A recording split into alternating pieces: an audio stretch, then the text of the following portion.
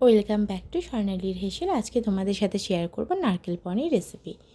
যদিও এর শর্টস অনেক দিন আগে তোমাদের কাছে পাঠিয়েছি, তোমাদের কেমন লেগেছে অবশ্যই জানাবে।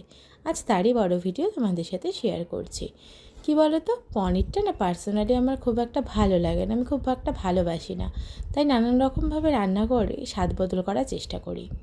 দেখো, প্রথমেই কড়াইতে সামান্য তেল দিয়ে গরম করে তাতে নুন দিয়ে ভালো করে পনিরগুলোকে হালকাভাবে ভেজে নিচ্ছি।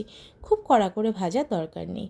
এখানে একটা টিপস বলি, যদি পনিরটা ফ্রেশ না হয়, যদি ফ্রিজে রাখো, তাহলে পনিরটাকে গরম জলে ভেজে ডুবিয়ে রাখবে, তাহলে অনেকটা সফট হবে পনির। তারপর দেখো, মিক্সার গ্রাইন্ডারে কিছুটা কালো সর্ষে, সাদা সর্ষে, অনেকটা পরিমাণে পোস্ত আর খানিকটা নারকেল কোড়া দিয়ে নিয়েছি। দিয়ে একটা পেস্ট তৈরি করব। তার আগে দেখো, সামান্য নুন দিয়েছি, কয়েকটা কাঁচা লঙ্কা দিয়েছি, দিয়ে ভালো মতন একটা থিক পেস্ট কিন্তু তৈরি করে নিয়েছি। তারপর যে তেলে পনিরটা ভেজেছিলাম, যেটুকু তেল আছে সেই তেলের মধ্যে এই মশলাটা দিয়ে ভালো করে কষিয়ে নিচ্ছি। আমি এখানে আর কোনো মশলা অ্যাড করব না, শুধু নুন চিনির ব্যালেন্স করব। তবে ভালো করে নাড়িয়ে যেতে হবে, যেহেতু নারকেল আছে, পোস্ত আছে, নিচে লেগে যাওয়ার সম্ভাবনা কিন্তু অতিরিক্ত। দেখো কী সুন্দর আস্তে আস্তে ঠিক হয়ে আসবে।